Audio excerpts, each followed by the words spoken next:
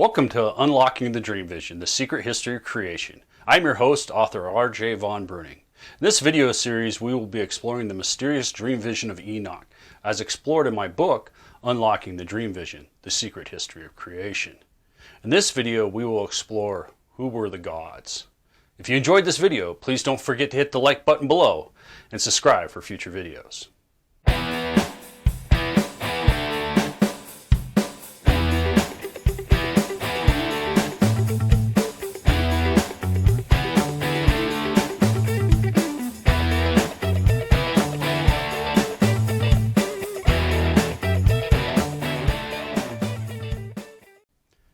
This series presents information based in part upon theory and conjecture of the system of esoteric symbolism.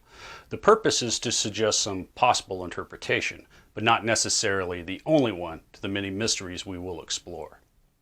This is the next point in the story, that by not having the luxury of a long initiation and a lengthy training into the mystical symbolism works against us. For this reason, in this next segment, I will present you with an extraordinary idea, a thought experiment, if you will. It might even sound too fantastical to be real or even based on real events. However, just as we have learned with the triangle and its connection to the story of the star that fell from heaven, it will begin filling in some of the more major gaps in the overall story. In addition, many parts of this story that I will present to you have been misinterpreted and used by the supporters of the ancient alien hypothesis, which, as I stated before, has distorted people's understanding of the information we are about to cover. We also find ourselves with the additional problem that this extraordinary idea that I'm about to present to you has an equally extraordinary amount of evidence to support it. But the primary problem here is that this extraordinary supporting evidence is not presented till almost the end of the story. This could be one of the single best examples of how the ancient scribes encoded the mystical symbolic information directly into the literal story in order to keep the hidden esoteric knowledge from the general public. These reasons are also a good example why it is typically required, and some would say necessary, that you have some type of religious faith when you're first starting your journey into the mystical symbolism and its hidden esoteric history of creation. Because as with the ancient scribes, you will not be presented with any real evidence for a number of things until we have journeyed much deeper into the story. This is why it's traditionally been recommended that the individual have some type of religious faith before they can learn the mysteries.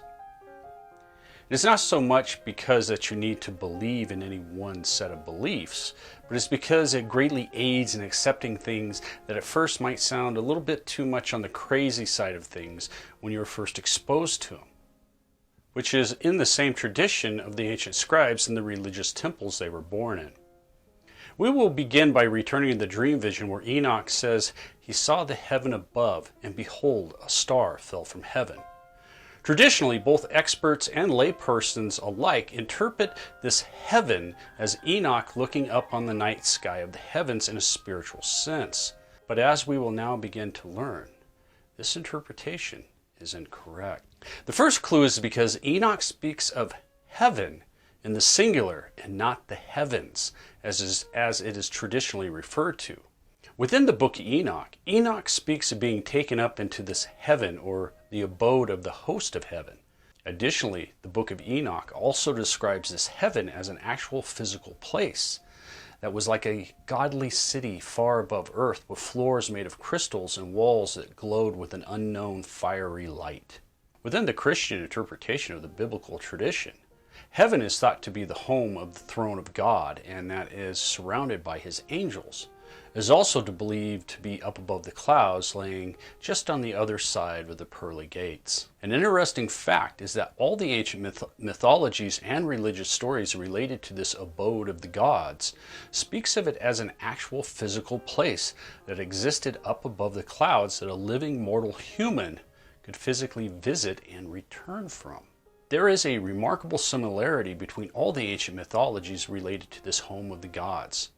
It may be the most universal story and idea that humanity has, more so than the creation story of man, the star that fell from heaven, or even the Great Flood, which we will explore in future videos. This mythical home of the gods went by many different names. The ancient Egyptians called it Aru, the paradise where Osiris ruled and could only be accessed after entering through a mysterious set of gates.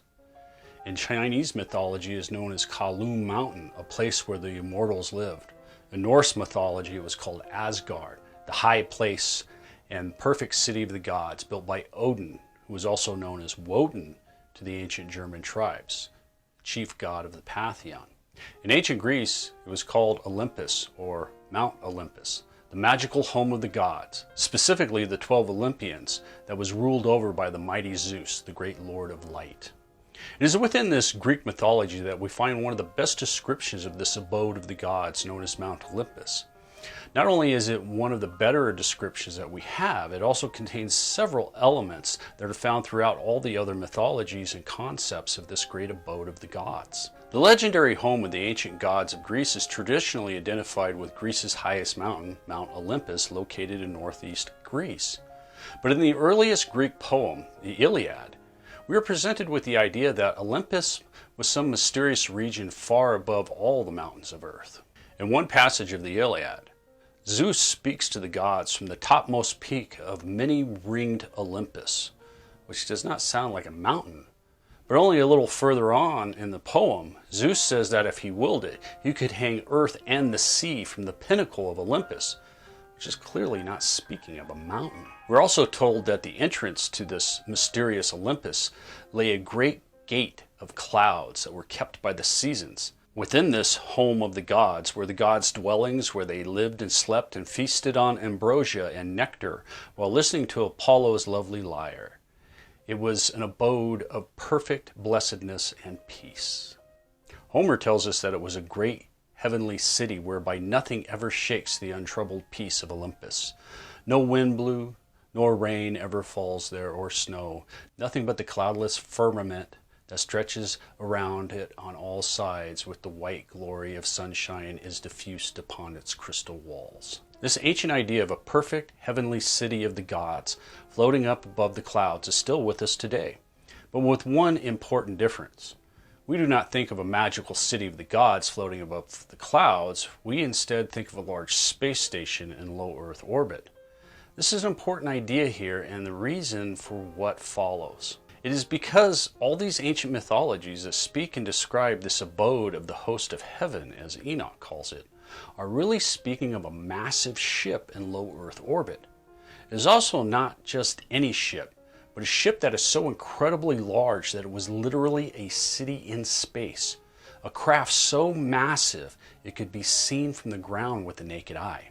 Now, this idea might sound a bit on the crazy side of things for most, at first, but as you will begin to learn, it has a surprising amount of evidence to support it.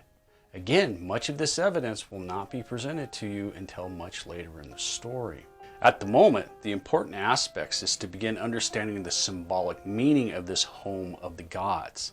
It is also our first step in understanding the secret meaning to one of the most famous and well-known esoteric symbols the world over, the all-seeing eye of providence, or the eye of God.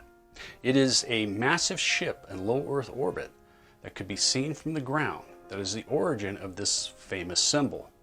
Again, this idea may be hard for many to accept, but this magnificent ship was recorded by our ancestors, not only in writing, but also in art as the all-seeing eye of God looking down upon humanity. The secret of the symbolism of the great eye looking down from the heavens provides us with the general shape of this huge craft, a circular or possible oval-like ship that looked like a great eyeball. Again, this massive circular ship was recorded the world over in art. It's even still used to this day in artwork as the ever-popular mandala. This massive abode of the gods is also represented symbolically within numerous ancient calendars, zodiac sand paintings, and wheels of life, or wheels of the world. One of these, the Aztec calendar, is by far one of the best known in the Western world. But the traditional Hindu calendar and some of the more common mandalas of today all have a striking number of similar features as the Aztec calendar we can see here. What is surprising is that out of all these representations of this mighty home of the gods, they all have the same general features that have normally been overlooked by just about everyone, expert and lay alike. The Aztec calendar is another good example of the duality that exists within the mystical symbolism, with the calendar aspect being the literal or exoteric part, and the esoteric part being that it represents a great legendary abode of the gods, the heavenly paradise of the gods that floated up above the clouds. This knowledge allows us to at least speculate that it is highly probable that the exoteric calendar part is keeping track of when the gods would come down to humanity from this heavenly place.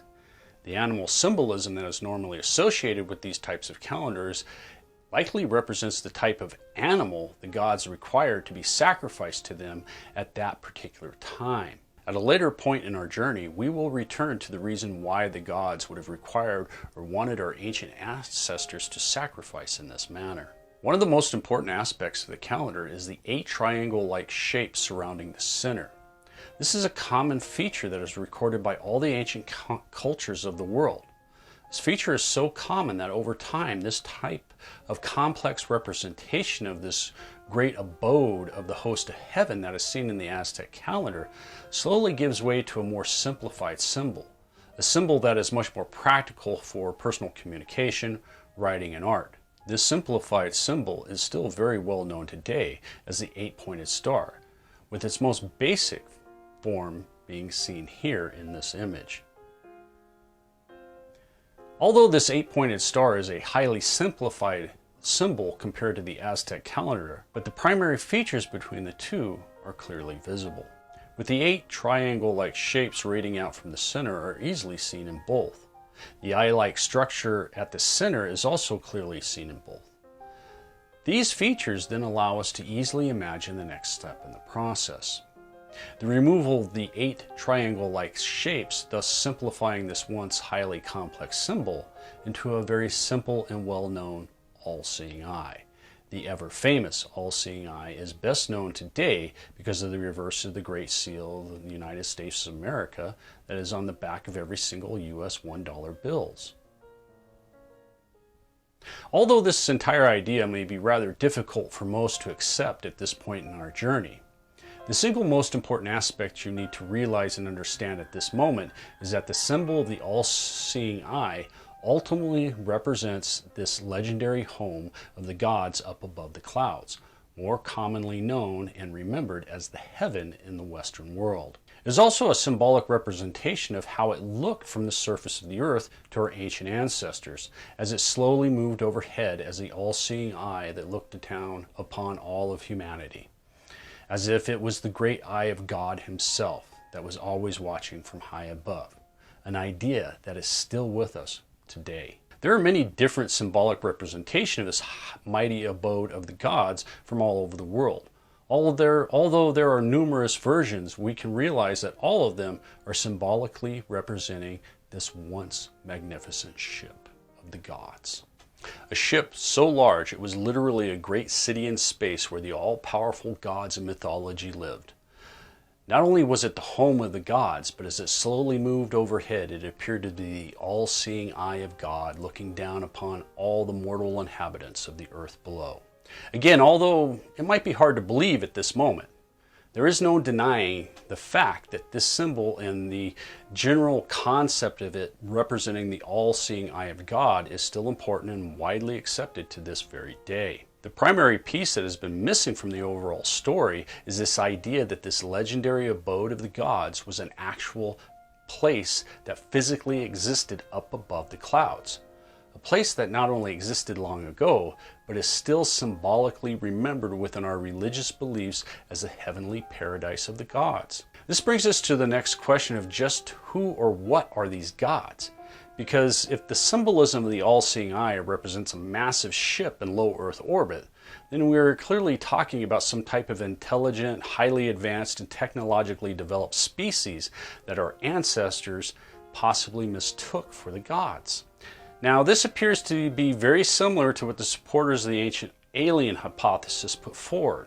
But as I stated before, in a later point, I will present to you with an idea that will show you that these mysterious creatures that many believe our ancient ancestors mistook as the gods are not actually a type of alien intelligence that came from the cosmos to Earth, as the ancient alien supporters suggest. What's important at the moment here is that we only focus on the mystical symbolic interpretation of the all-seeing eye as a symbolic representation of this legendary abode of the host of heaven, which according to the ancient myths was believed by our ancestors to be a great magical heavenly city of the gods that existed up above the clouds, which could be seen on a regular basis by the people on the ground as it slowly moved overhead. Once we can realize that the mystical symbol of the all-seeing eye represents a massive, obviously circular or oval-shaped ship in low Earth orbit, we can begin to realize that the individuals of this great ship would have had smaller ships to travel back and forth between the surface and this larger mothership, for lack of a better term. This then brings us to the single most important aspect of understanding who exactly our ancient ancestors believed the great gods to be, because it allows us to realize and understand for the first time that these smaller ships are actually the gods our ancient ancestors are speaking of and worship. In order to understand this radical and highly controversial idea, we must first take a step farther back in time to a point when the gods first arrived, or to be more precise, when this massive ship first arrived. To begin understanding this radical idea, we need to assume a few things about this arrival. One of the first things is that common sense tells us that this massive ship, which I will refer to from now on as the heaven, would likely need to be resupplied in some manner. We also need to assume that there was a high possibility that the reason these gods came to Earth in the first place was to establish a colony or outpost. This would help explain the huge size of the ship, because if it was a colony-like ship, we would naturally assume it would literally be an entire city in space, with all the equipment, machinery, technology to extract the necessary raw materials to resupply the ship and to establish a new colony. In addition, they would also need raw materials that would be needed to build any infrastructure on the surface in order to support these new operations. It would also mean that this ship would have to be large enough for it to have its own manufacturing capability and for them to be able to turn raw materials into the finished products they needed. Once we can grasp this idea, we can imagine that once this ship entered orbit, they would have needed to scan and select the best areas for resources and a location for a central base of operations. Once that was completed, they would deploy massive, possibly totally self-contained automated mining equipment to begin extracting the ore for its needed metal and minerals. As with all mining operations, but especially with strip mining, large sections of land would need to be cleared of the overburden or excess rock to get at the rich ore below. Once this is done, you can start extracting the ore. It would then need to be processed and smelted into raw metal. This metal, along with any other resources or minerals, would then need to be transported up to this heaven for further processing and manufacturing. These finished products would then in turn be returned to the surface and used as needed. If we take this radical idea and return to the ancient mythologies, we'll discover there are numerous ancient stories that speak of this time of when the gods first arrived. One of the best detailed mythologies of this type comes from ancient Greece, as their mythology of the Father Heaven, which the Greeks called Uranus, and Mother Earth known as Gaia. The Greeks described Father Heaven and Mother Earth as being something other than life they knew, but at the same time present them as beings acting much as humans would.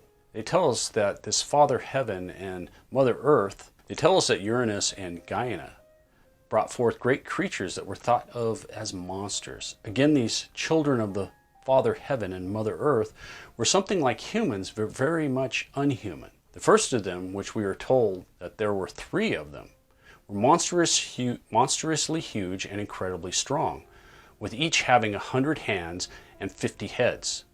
Although they were the son of Uranus, he is said to have imprisoned each one in a secret place within the earth, where they ripped at the earth day and night, trying to break free.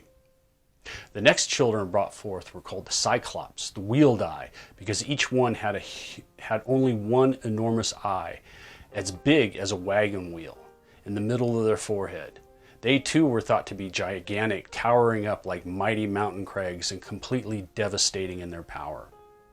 And finally came the mighty Titans. There were a number of these great Titans, and they were in no way thought to be inferior to the ones that had come before them in size or strength. All are thought to have been treated very poorly by their father, Uranus. Gaia, we are told, was enraged by the mistreatment of her first 3 children by their father, and she appealed to all her other children to help her, but only one was bold enough and powerful enough, the Titan Cronus. He lay in wait for his father, ambushing him and then wounding him terribly.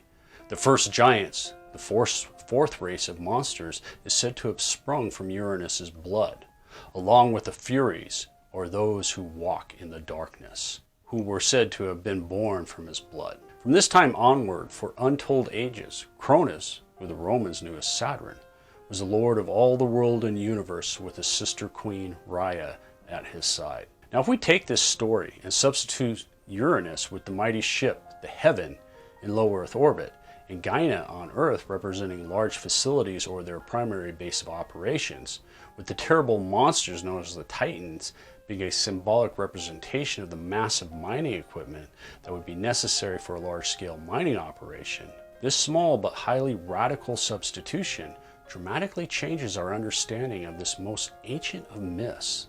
This new understanding of the mystical symbolism also helps to provide us with a much more logical timeline of the events that also help to remove a few of the mysteries related to this almost forgotten time. If we begin with the realization that all the ancient traditions have always stated that these events took place prior to the creation of man, which in the context we have been building, the only possible witness to these events would have been our vastly ancient ancestor known as Homo erectus, which means upright man. Our ancient ancestor, Homo erectus, is thought to have existed from about 1.9 million years ago to approximately 500,000 years ago, with Homo erectus never really going extinct, but developing into numerous subspecies which are known as advanced forms of Homo erectus. The typical height of Homo erectus seems to have ranged between about 5 foot in height to a little bit over 6 feet. Very similar to modern day humans, but again, like Neanderthal, Homo erectus's bone and body structure was much heavier built or robust than our own. Although it is accepted that Homo erectus is the ark that modern humanity evolved from, and that there are many similar traits between us and them, Homo erectus was still much more primitive than Neanderthal. Even though Homo erectus had a much smaller brain than Neanderthal, he appears to have had a very similar structure to our own. And given the level of technology and the stone tools and other artifacts he created, it is clear that Homo erectus was able to form complex thought with planning and was able to communicate that information in some way.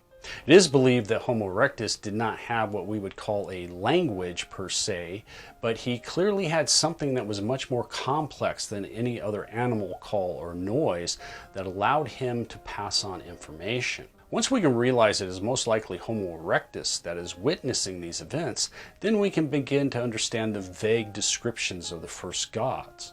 Because it is easy to understand that Homo erectus was much too primitive to actually ever understand of what he was watching or experiencing. By understanding this, we can begin to imagine the wonder and then the sheer horror that must have filled his small mind when this massive ship first moved into orbit. Soon after its arrival, he would have begun witnessing the smaller craft coming down to the surface of the Earth. It would have been a series of events that would have been far beyond his limited mental ability to be able to understand. I think it's reasonable to assume that Homo erectus, based on our own natural curiosity, would have brought him to the noise, activity, and lights that would have been created by this type of operation. He would have seen these mysterious creatures building large structures with possible landing facilities, in addition to the necessary lighting and power facilities for the individuals running it all. Again, it would have been far beyond his ability to understand what he was witnessing. It is easy to imagine how the simple and primitive Homo erectus would think that the gods themselves must have come down from heaven, because who but the gods could have possessed such power and knowledge? I think it also gives a little better insight into the mind of Homo erectus and how we are still so much like him, even more so than most of us like to believe. Because if we can grasp that it may have been Homo erectus that was witnessing this great mining equipment coming down and being offloaded and then assembled, then the legendary monsters with 100 hands and 50 heads from Greek mythology begins to make sense. For we can easily understand how the primitive mind of Homo erectus could easily view these massive machines as some type of great and terrible monster that was born by Father Heaven and Mother Earth.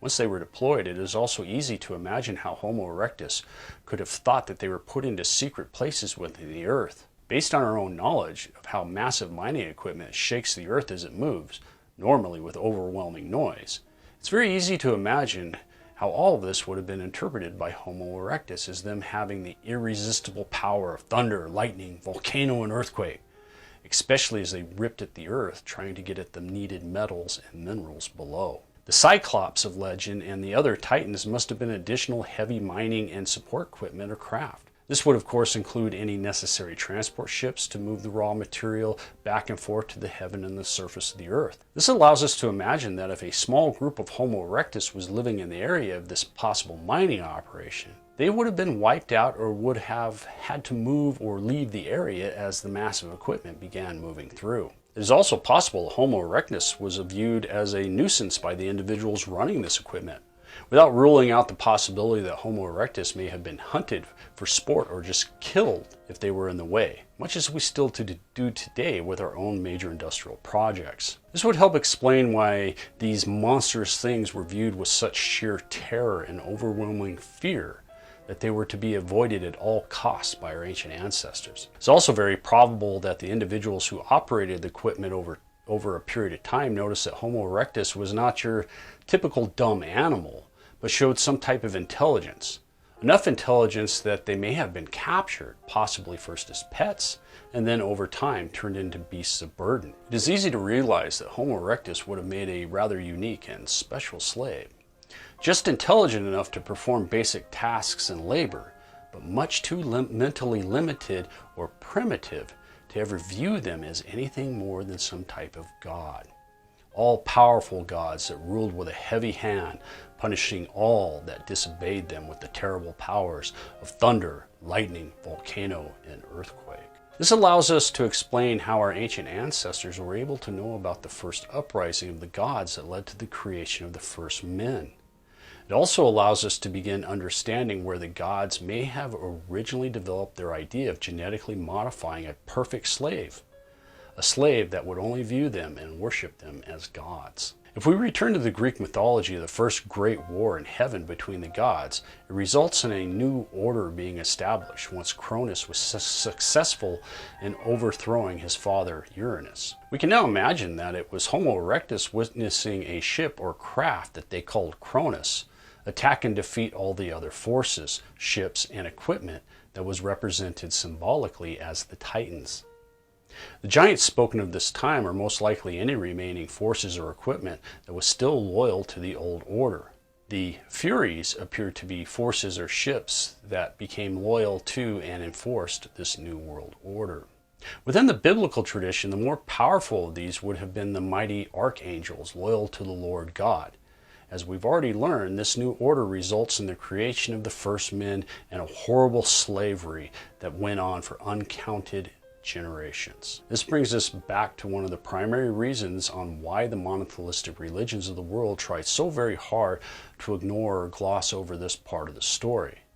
It's because even a layperson can quickly understand that the Cronus of ancient Greek mythology and the Lord God of the biblical tradition must be one and the same. Not only could they be one and the same, but at this point in the story, the God of the biblical tradition is obviously not the loving, caring, giving God of tradition, but is instead clearly an uncaring tyrant that is brutally exploiting our ancient ancestors. This then brings us back again to the fall of Lucifer and his fellow watchers.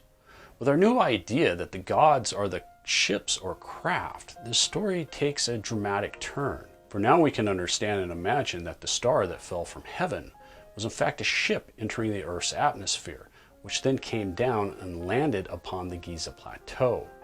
This is the great Lord of Light that brought not only freedom, but also divine knowledge of the heavens to humanity. We can now understand and imagine for the first time that once this star had fallen to Earth, the individual inside exited the ship, an event that our ancestors viewed as him transforming into a great bull. This allows us an even better understanding of the mythological stories of mighty Zeus transforming himself into a bull, which we now understand are the symbolic representations of the first men. This allows us to understand that the mysterious Lord of Light is not actually transforming by a divine or magical manner into the animal we call a bull, but is a very highly symbolic description of this individual exiting the ship or the star that fell from heaven. So he's not actually magically transforming himself from a thing into an individual as traditionally interpreted or believed in the myths. Therefore, this is the reason why there always appears to be a strange duality that exists with the gods when reading these ancient stories and mythologies. Is because there is a duality within them, a duality whose true meaning has been hidden within the mystical symbolism. All of this then allows us for the first time to begin reconstructing the secret story of creation that is hidden within the ancient mystical symbolism. It also allows us to realize that these ancient stories contain vastly more information than most have ever dared to even imagine. We can also now begin to understand that these ancient myths and legends contain information they should not have, which then allows us to begin understanding this entirely new and radical idea that these ancient gods were not actually individuals as most people traditionally believe, but they were in fact the ships and craft built and controlled by a technologically advanced species of flesh and blood creatures that looked physically much like ourselves. Once you can grasp this, it allows us to take the next step into the realization that after they had established an outpost or colony on the surface for their mining operations, then over time the conditions begin to break down. The original group began to break into at least two different political groups or factions.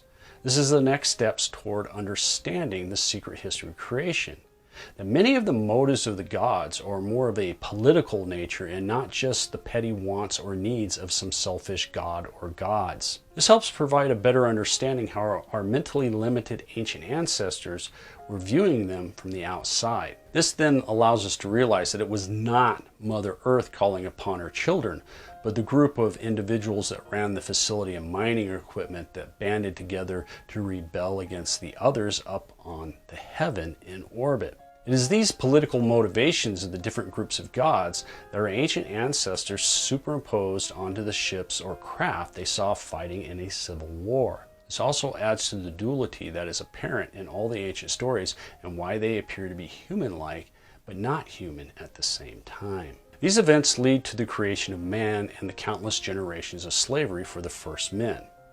This long and brutal slavery leads to a second great rebellion among the gods, which results in the fall of the Watchers. The leader of this second great rebellion among the gods is the one to become known and revered as the great Lord of Light.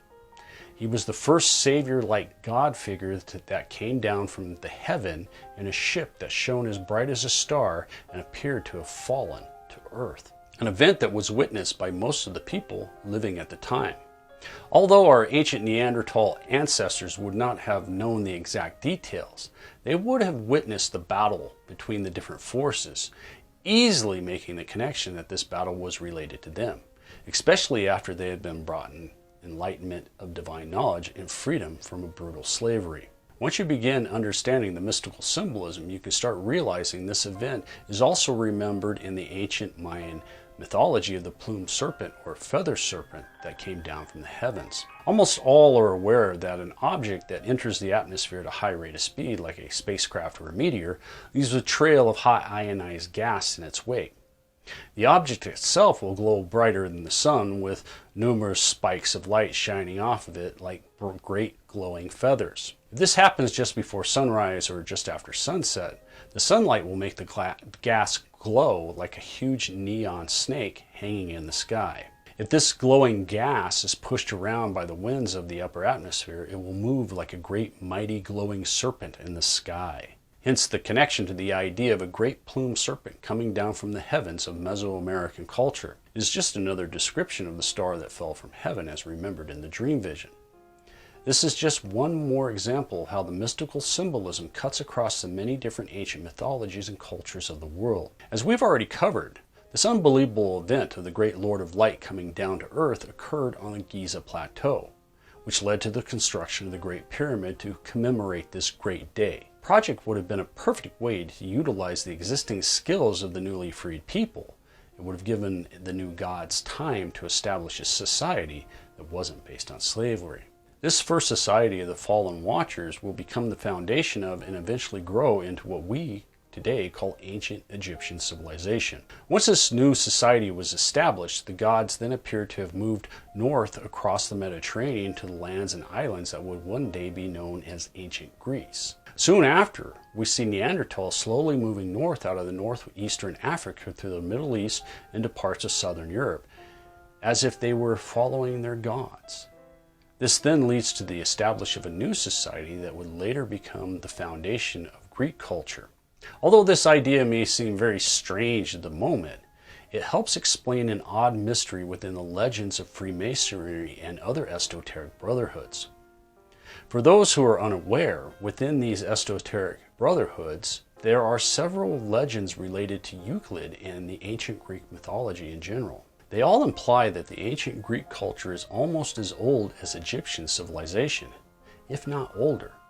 These legends have typically been thought of and presented by the Masons and other esoteric groups as little more than mythological legends and should be viewed as such, with them having very little, if any, actual basis in historical fact. But as you can now begin understanding, these legends of Euclid and ancient Greek mythology that provide much of the basis of Freemasonry may not be so mythological after all. Traditionally, within the ancient mythology, this new society becomes what was thought of to have been a paradise, a time when the gods themselves walked among humanity and all knew their proper place and purpose in society. But as tradition also tells us, this paradise was not meant to last forever, and over time, this grand paradise of the fallen watchers, ruled over by the great Lord of Light, slowly became a hellish nightmare of never-ending violence. A time when the bastard offspring of the sons of gods, which are traditionally believed to have been the giants, began to turn against all, with the world becoming a place of great violence that the fallen watchers were unwilling or unable to stop. This allows us to easily imagine that the great Lord of Light and his fellow fallen watchers, who had become the mighty righteous gods that walked among humanity, who refused or could not stop the violence of the giants. As with today, it is highly probable that they began to lose their influence over the people and, more importantly, their support. This ongoing violence would, over time, politically weaken their grip on power. This loss of political power would then allow the other factions the opportunity to reclaim their original place. And as we know, this leads to the great and terrible worldwide flood of Noah. In our next video, we will explore this great event remembered as the Flood of Noah. If you enjoyed this video, please hit the like button below, and don't forget to subscribe for future videos.